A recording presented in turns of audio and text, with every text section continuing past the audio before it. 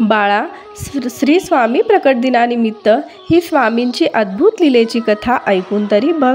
जन्माची गरिबी जळून नाही गेली तर बघ, 101% कितीही मोठी इच्छा तुझी असू दे, ती पूर्ण होणारच. 10 मिनिटात आनंदाच्या बातमीचा कॉल येईल. बाळा, देव तुला सांगत आहे, स्वामी तुला सांगत आहेत, आजच्या दिवशी दुर्लक्ष केल्या तुझ्यासाठी घडणारी आनंदाची बातमी तू गमावशील. त्यामुळे देवाचे हे पवित्र शब्द ऐकायला विसरू नकोस. देव म्हणतो, या क्षणी तुझ्या भाग्यात एक चमत्कारी घटना घडणार आहे, ज्याने तुझ्यावर आणि तुझ्या कुटुंबावर भयंकर मोठा परिणाम होणार आहे. आणि यानंतर 10 मिनिटांनी तुला चांगली बातमी ऐकायला भेटेल. बाळा, हा व्हिडिओ दुर्लक्ष करू नकोस. आजच्या दिवशी दुर्लक्ष करणे म्हणजे देवाचे, स्वामींचे मोठ्या कारणासाठी असलेला आशीर्वाद गमावणे. ही दुनिया स्वार्थी आहे रे बाळा, तुझा देव स्वार्थी नाही, हे लक्षात ठेव. बाळा, खूप दिवसापासून मी पाहत आहे रे, तू चिंतेत आहे, दुःखी आहेस, पण तू माझ्यामुळे आहेस.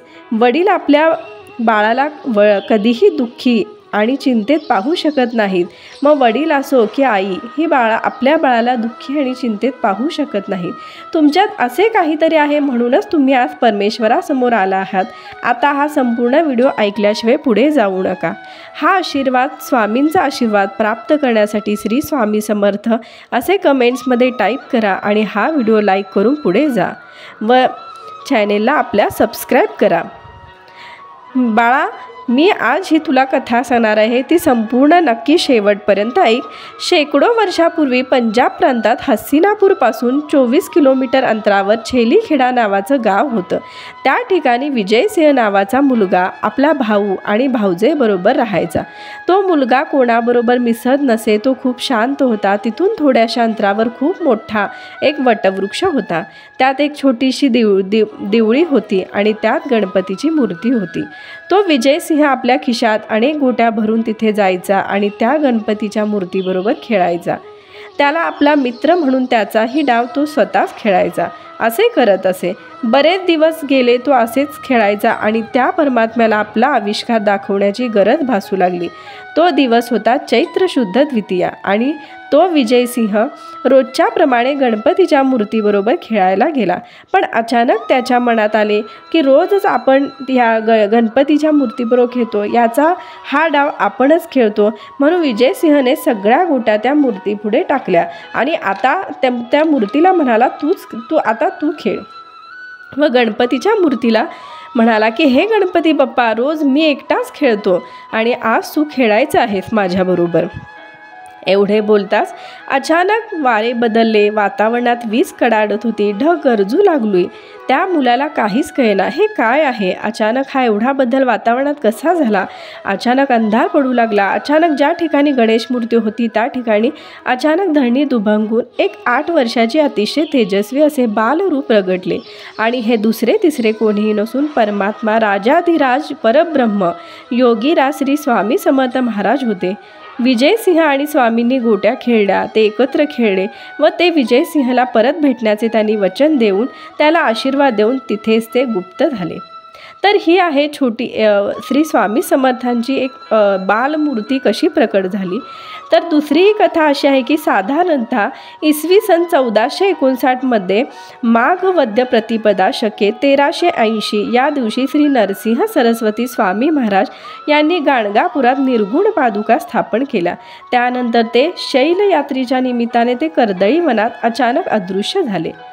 त्या कर्दळी वनात महाराजांना 300 वर्ष तपश्चर्या केली.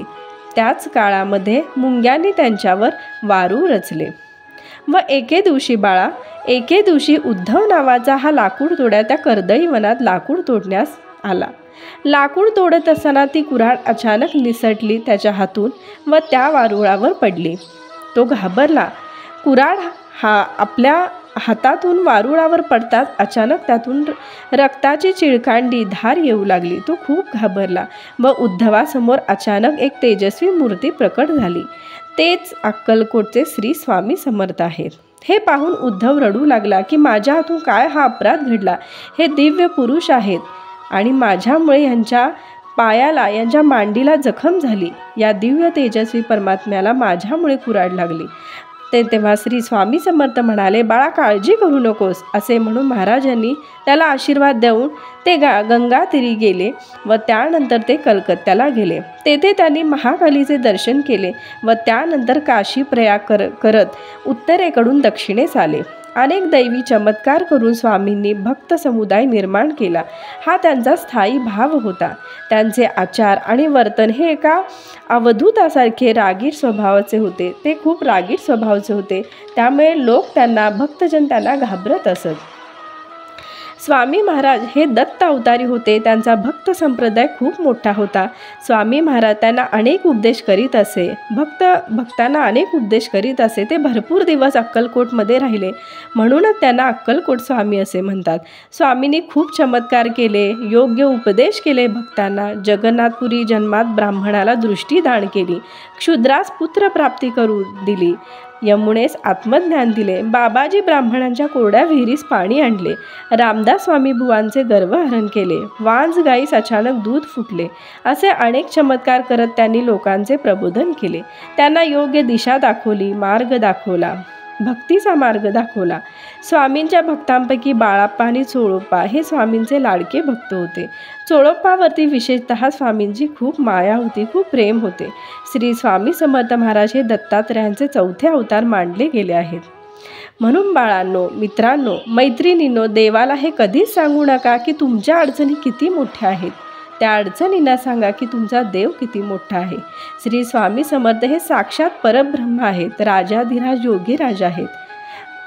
त्यामुळे स्वामी आपल्याला म्हणतात की बाळा, कुणाच्या वाईट विचारानं तुमचं काहीच वाईट होणार नाही, कारण तुमचा कर्ता आणि करविता हा तुमच्या पाठीशी आहे, म्हणजे आपले स्वामी आहेत. आणि स्वामींचे एक वचन, किती घाबरला असाल, किती दुःखी असाल, निराश झाला असाल, तर स्वामींचे हे एक वचन मित्रांनो जरूर आठवा की भिवू नकोस, मी तुझ्या पाठीशी आहे. आपल्या पाठीमागे खंबीर असलेले आपले स्वामी आहेत. त्यामुळे कोणतेही पाऊल उचलताना घाबरू नका, निढळ मनाने कष्ट करा, त्याचे फळ स्वामी आपल्याला नक्की देतील. एवढे बोलण्याचा मी प्रामाणिक प्रयत्न केला आहे. व्हिडिओ आवडला असेल तर प्लीज लाईक करा, शेअर करा, सबस्क्राईब करा. वेळात वेळ काढून तुम्ही माझा व्हिडिओ पाहिल्याबद्दल तुमचे खूप खूप धन्यवाद. कमेंट्समध्ये श्री स्वामी समर्थ लिहायला विसरू नका. आणि आजची तुम्हाला ही स्वामी प्रकट दिनाबद्दल स्वामी कसे प्रकट झाले हे तुम्हाला कशी वाटली ही कथा कमेंट्समध्ये नक्की लिहा. श्री स्वामी समर्थ.